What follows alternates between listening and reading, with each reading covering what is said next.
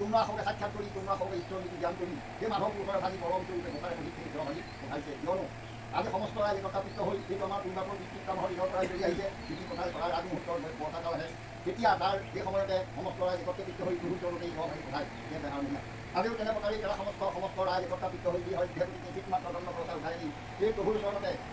কি হয় এভাগি বৈকুণ্ঠৰ পৰম নমৰ নাম পঠাবৰ নিমিত্তে যি কৈছে কৃষিৰ দণ্ড প্ৰচাৰ যোৱা পাম আৰু এভাগি নাম ভূমি মাহ প্ৰকাশ কল দিনাৰ চাৰিজন চলাই যোৱা চাৰিটি আমি আৰু এভাগি মানুহ হিচাপে ভূমি মাহ প্ৰকাশ কল দিনাৰ চাৰিজন চলাই যোৱা আৰু চাৰিটি আমি বহু ধৰণৰ অৰ্পণ কৰাই আৰু এভাগি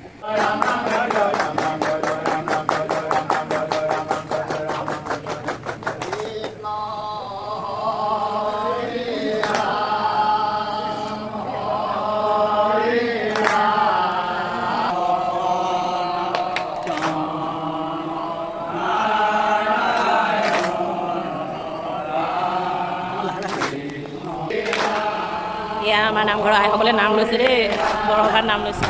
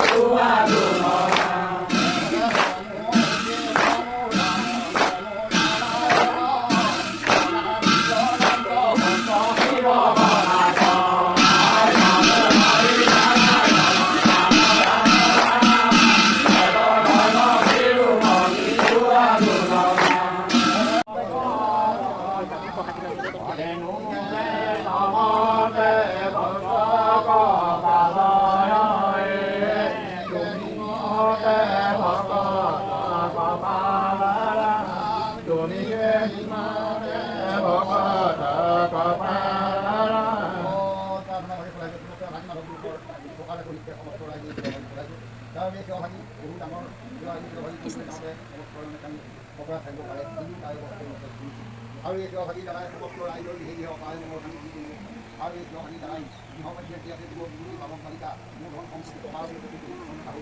সমস্ত ৰাইজকে মিলাপ্ৰীতি ৰাখি দুজন সমস্তকে দুগুণ ধন প্ৰচাৰ কৰি নিজে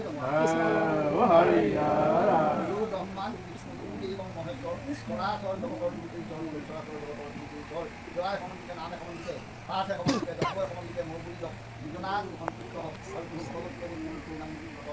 গুৰু সন্তোষে মণ্ডল কাৰণ ব্যাপ্তম জন চৰাচৰম সৎপদম দাসী নম শ্ৰীমন্ত